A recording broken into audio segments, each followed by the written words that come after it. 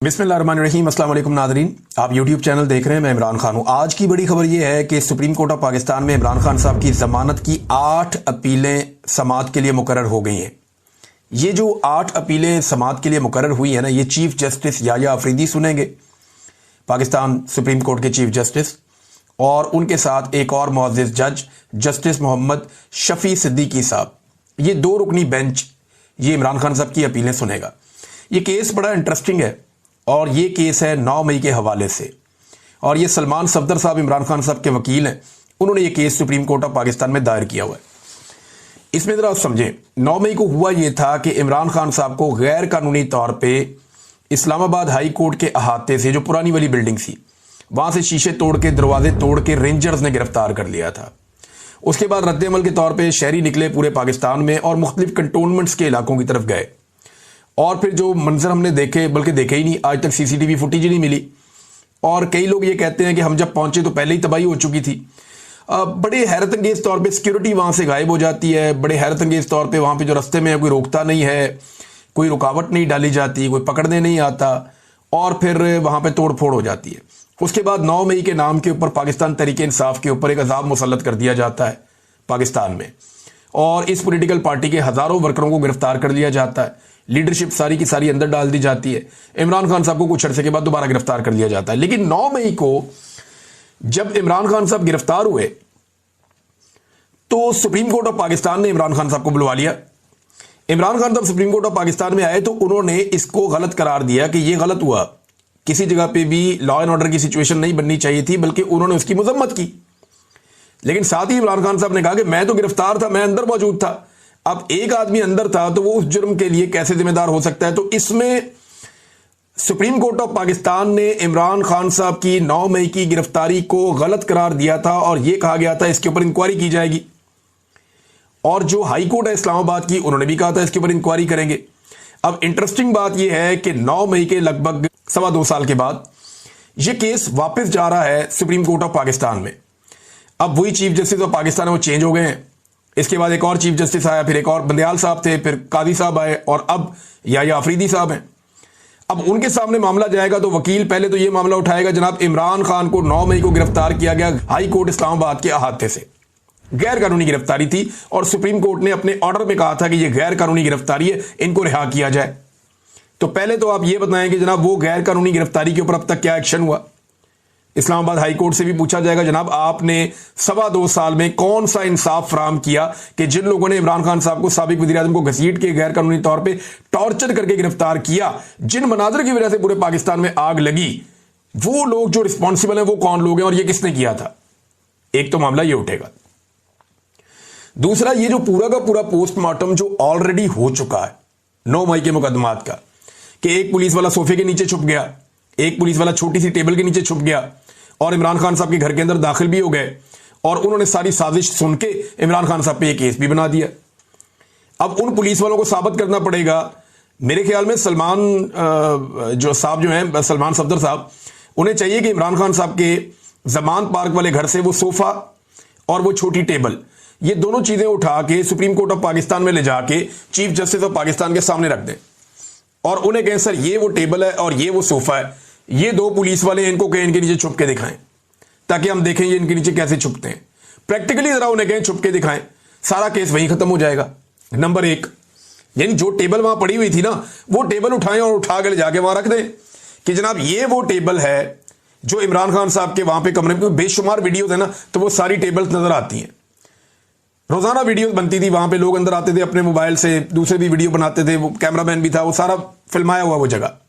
वो जो वहां पे टेबल्स थी वो ले जाके सुप्रीम कोर्ट ऑफ पाकिस्तान में रखें, और पुलिस वाले को बुलाकर कहेंगे जनाब इसके नीचे घुस के आप दिखाएं, छुप के दिखाएं। अगर ये छुप गया तो ठीक है।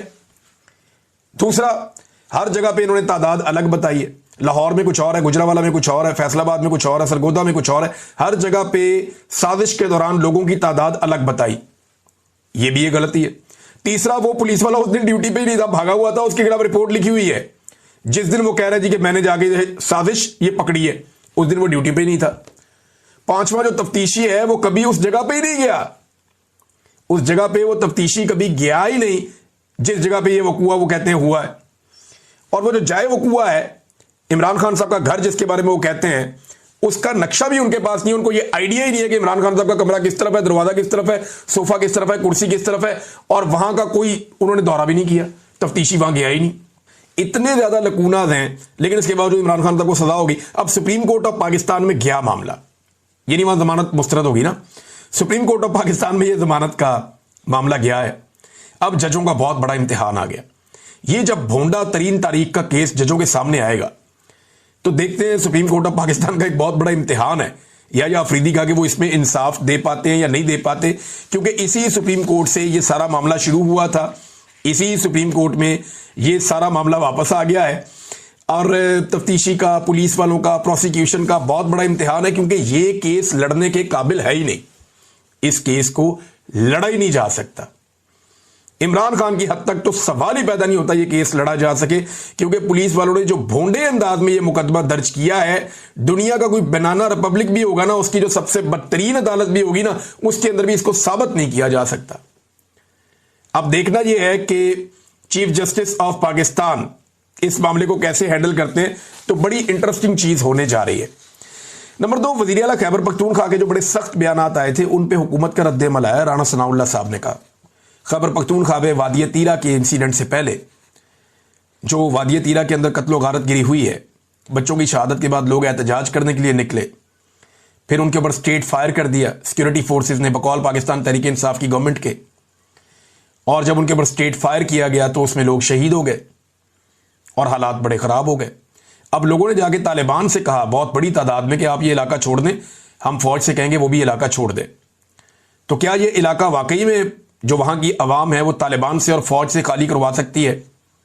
पाकिस्तान तहरीक इंसाफ ने भी बड़ा सख्त मौक़िफ़ ले लिया, उन्होंने कहा जी ठीक है, फौज 15 दिन के अंदर निकल जाए इन इलाकों से। लेकिन राणा सनाउल्लाह साहब कह रहे हैं कि वज़ीर आला खैबर पख्तूनख्वा के बयानात पे मत जाएं, इनके बयानात को बिल्कुल संजीदा मत लें, वो सियासी बयानिए के लिए बोलते हैं, सिर्फ जहां उनके ताउन की जरूरत होती है वो ताउन कर देते हैं हुकूमत के साथ। ये राणा सनाउल्लाह साहब ने दावा किया है। अब वज़ीर आला खैबर पख्तूनख्वा के ऊपर चंद सवालात खड़े हो रहे हैं। नंबर 1, अभी तक किसी एक भी ड्रोन हमले की FIR अली अमीन गंडापुर साहब नहीं कर सके। देखें ना, अली अमीन गंडापुर साहब 5 घंटे ऊंची आवाज में तकरीर करते रहे या चिल्लाते रहे, उससे कोई फर्क नहीं पड़ता। सिर्फ एक छोटी सी FIR दर्ज कर दें ड्रोन हमले की, उससे फर्क पड़ता है। आप देखें ना, प्रैक्टिकली आप देखें जावेद हाशमी साहब ने क्या कहा था। जावेद हाशमी साहब ने कहा कि मुझे DG ISI ने कहा, या ISI के चीफ ने कहा कि हम आपको सीट पे कामयाब करवा देते हैं, आप इलेक्शन आपको जितवा देते हैं, आप हमें बुरा भला कहते रहा करें, लेकिन जब आप जरूरत पड़े हमें आपकी तो आप वोट हमें दे दिया करें या हमारा काम कर दिया करें, हमें जितना मर्जी बुरा भला करें कोई फर्क नहीं पड़ता। तो अहमद वली खान क्या करते हैं, उन्हें सीट दिलवाई गई है ना, वो कितना बुरा भला कहते हैं फौज को, लेकिन जब वोट की जरूरत पड़ती है तो वो फौज के हक में वोट डाल देते हैं या एस्टेब्लिशमेंट के हक में वोट डाल देते हैं, जो भी उनको मिलिट्री एस्टेब्लिशमेंट कहती है वो वैसे कर देते हैं। तो और उन्होंने शाया कर दिया साइफर, उसके ऊपर रोला पड़ गया कि ये निकला कहां से। कुछ लोगों ने कहा कि जी पाकिस्तान तहरीक इंसाफ के पास जो था इमरान खान साहब के पास, ये उसकी कोई कॉपी है। कुछ ने कहा जी कि किसी और ने ये कर दिया है। कुछ कह रहे हैं कि हुकूमत के किसी इत्तेहादी ने ये कर दिया। हर एक अपनी अपनी कहानी सुना रहा है, लेकिन इसके ऊपर कोई बात नहीं कर रहा कि पाकिस्तान को धमकी लगाई और पाकिस्तान के अंदर एक बनी बनाई हुकूमत जर्नैलों ने गिरा दी।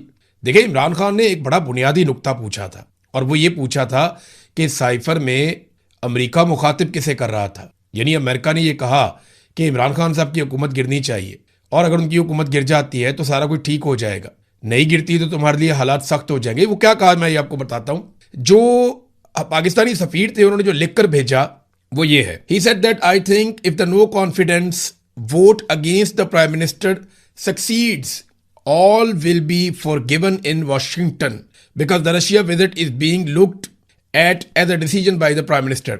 वो कह रहे जी कि अगर तो नो कॉन्फिडेंस मूव कामयाब हो जाती है, वोट इमरान खान के खिलाफ कामयाब हो जाता है, तो फिर वाशिंगटन में सारा कुछ आपको माफ कर दिया जाएगा, क्योंकि जो रूस का दौरा है इमरान खान साहब का, उसे यूं देखा जाता है कि जैसे वो इमरान खान का या प्राइम मिनिस्टर का फैसला था। Otherwise I think it will be tough going ahead. वरना मैं ये देखता हूं कि आगे बहुत मुश्किलात आ रही हैं, आगे बढ़ना बहुत मुश्किल है आपके लिए।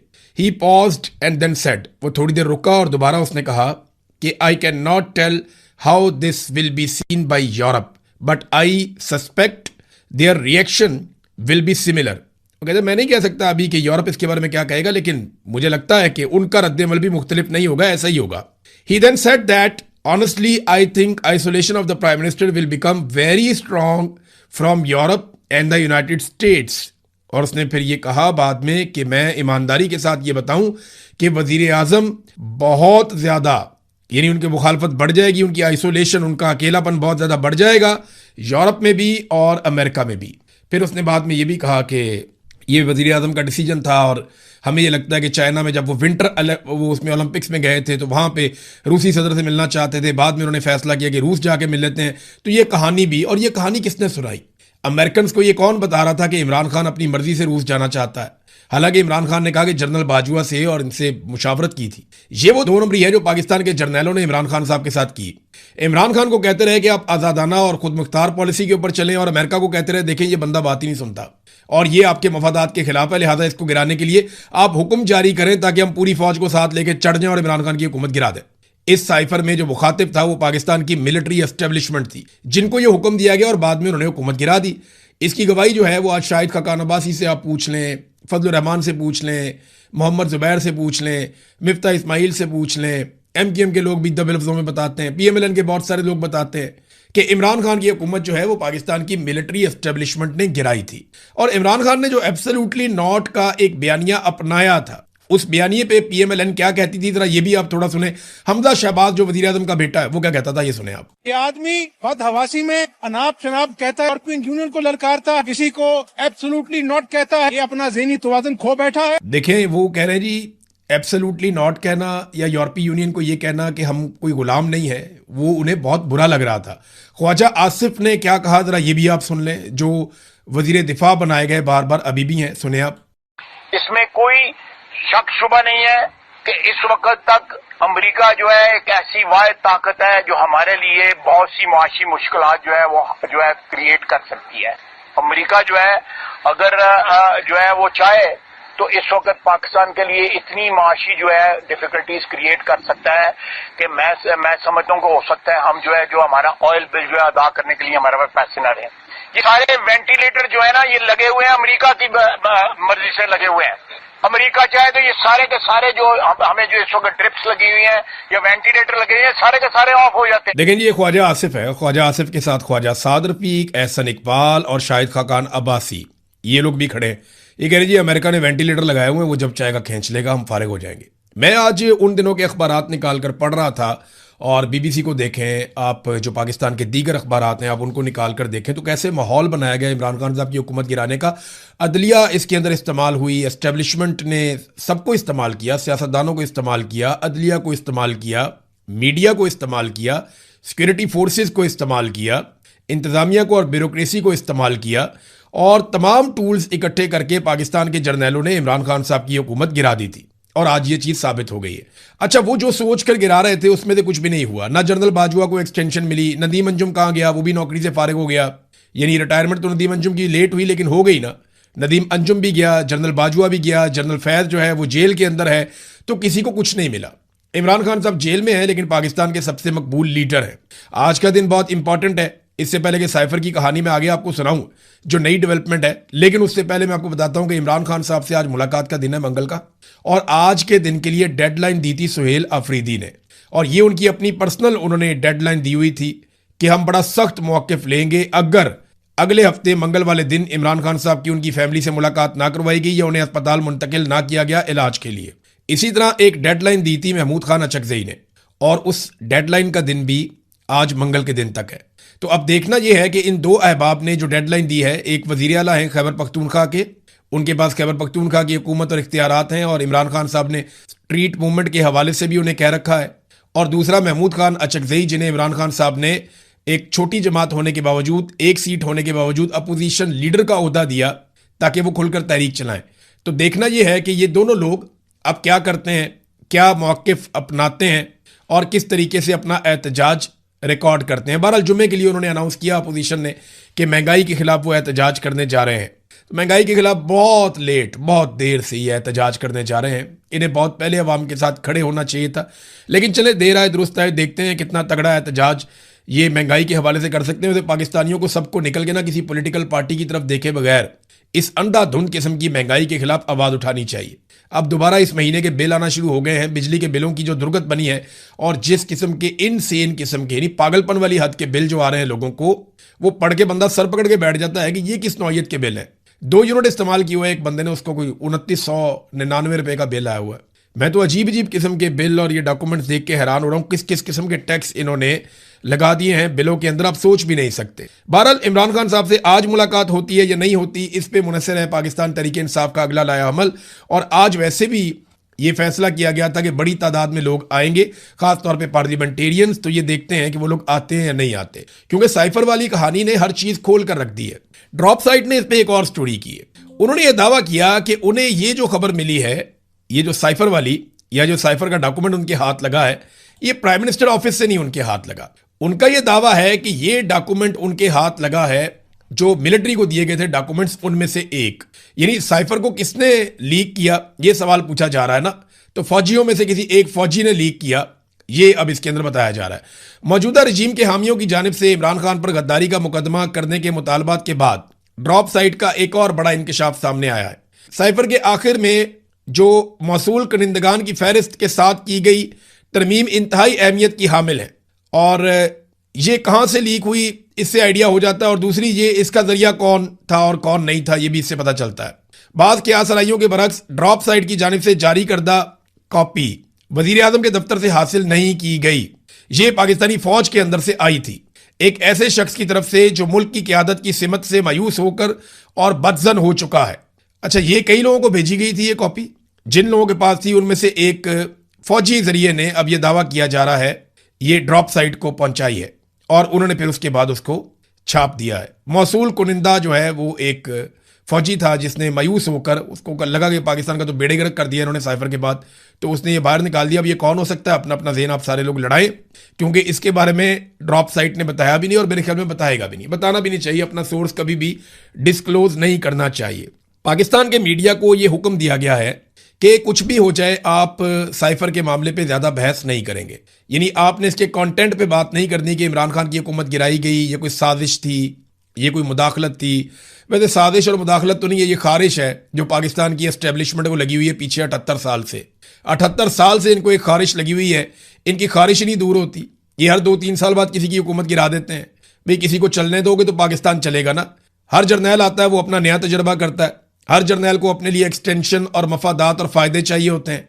वो अपनी ज़ात और अपने घर से बाहर ही नहीं निकलता, वो अपने बारे में सोचता है, उसे ताकत मिलती है, वो छोड़ना ही नहीं चाहता। ये खारिश ना जर्नैलों की दूर नहीं हो रही, और इस खारिश की वजह से कभी साजिश होती है, कभी मुदाखलत होती है, कभी साइफर आता है, कभी कुछ होता है। कितनी ही हुकूमतें इन्होंने गिरा दी, नवाज शरीफ की हुकूमतें बार बार गिराई, बेनज़ीर की गिराई, यूसुफ रज़ा गिलानी की हुकूमत गिरा दी, इमरान खान की हुकूमत गिरा दी। लेकिन इमरान खान एक ऐसा आदमी है जिसकी हुकूमत इन्होंने गिराई तो इमरान खान ने कहा कि भाई मेरी हुकूमत आवे या ना आवे, मैं बेनकाब करूंगा, बताऊंगा कि तुम लोगों ने क्या किया है इस कौम के साथ। और सारी कौम को इमरान खान का शुक्रिया अदा करना चाहिए। नवाज शरीफ, पीपल्स पार्टी, फजलुर रहमान की जमात, ANP, MQM, तमाम जमातों को चाहिए कि वो इमरान खान का शुक्रिया अदा करें कि पाकिस्तान की मिलिट्री एस्टेब्लिशमेंट गुज़िश्ता 78 साल से पाकिस्तान में जो घिनौना खेल खेल रही थी, इमरान खान ने उसके आगे बंद बांधने का बंदोबस्त किया है। अगर ये जमातें सिर्फ 5% भी मेहनत करना जितनी इमरान खान ने काम कर दिया है, तो मिलिट्री एस्टेब्लिशमेंट हमेशा के लिए पिंजरे में बंद हो जाएगी और ये सिर्फ हुक्म बजा लाया करेंगे।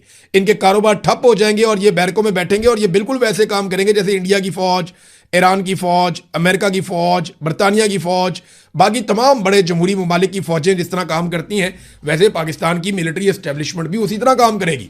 आर्मी चीफ का नाम भी कौम को नहीं पता हुआ करेगा और वही पाकिस्तान के आगे बढ़ने वाला दिन होगा। अब नाज़रीन, मीडिया को तो ऑर्डर दे दिया गया कि साइफर पे बात नहीं करनी, बात करनी है तो ये बात करो, ये साइफर निकला कैसे, रोला इसके ऊपर डाल दिया और कईयों की ड्यूटी लगा दी कि ये साबित करो कि साइफर में तो कुछ भी नहीं है, इमरान खान ने तो कोई और बात की थी, यहाँ बात कोई और है। नहीं, मैंने आपको पढ़ के सुनाया जो इमरान खान ने कहा वो आज साबित हो रहा है। कोई भी इसके मवाद के ऊपर गौर नहीं कर रहा। जो टाउट सहाफ़ी हैं उनके पेट में मरोड़ उठ रहे हैं और वो परेशान है कि जनाब ये साइफर बाहर कहाँ से आ गया। कोई एक कहानी सुना रहा है, कोई इधर की कौड़ी लेकर आ रहा है, किसी को समझ नहीं आ रही कि इस मामले को अब जस्टिफाई कैसे करना है। कासिम सूरी साहब का भी स्टेटमेंट आया, उनका यूट्यूब चैनल है, उसको आप जाके ज़रूर सब्सक्राइब करें। कासिम सूरी साहब का यूट्यूब चैनल ज़रूर देखें, वो बहुत सारी चीज़ों के गवाह हैं। उन्होंने बहुत कुर्बानी दी है, बहुत मार खाई है, अपनी पूरी फैमिली, उनकी अपनी ज़िंदगी, उनको बहुत लालच दिए गए, उनको बहुत ज़्यादा काबू करने की कोशिश की गई, लेकिन वो किसी के काबू नहीं आए, ना वो किसी लालच में आए। और उनका यूट्यूब चैनल वो चलाते हैं, उस पर बात करते हैं, खुद मेहनत भी करते हैं, अमेरिका के अंदर चिलावतनी की ज़िंदगी गुजार रहे हैं। पाकिस्तान की मिलिट्री एस्टेब्लिशमेंट उनकी जान की दुश्मन है। काजी फायद ईसा कासिम सूरी साहब को ढूंढा करता था।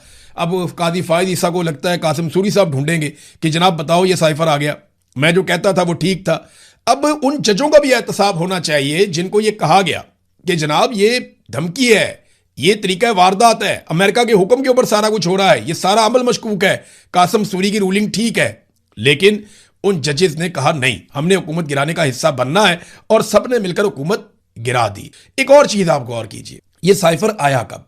ये साइफर आया 7 तारीख को, और तहरीक अदम एतमाद कब पेश की गई? 8 तारीख को। साइफर 7 मार्च को आता है, तहरीक अदम एतमाद 8 मार्च को आती है। इसका मतलब पता है आपको? इसका सादा सादा मतलब यह है कि अमेरिकन को पहले से पता था कि तहरीक अदम एतमाद जरूर आएगी, और वो आ रही है। देखिए, पाकिस्तान के अंदरूनी एक पॉलिटिकल मैटर के ऊपर अमेरिका को इतनी जबरदस्त इंफॉर्मेशन नहीं हो सकती कि वो एक दिन पहले आपके सफीर को बुलाए और बुलाकर बैठ के उससे ये मुतालबा करे कि कल जो तहरीक अदम एतमाद आने वाली है उसकी कामयाबी से मशरूत है आपकी माफी, कि हम आपको माफ कर देंगे।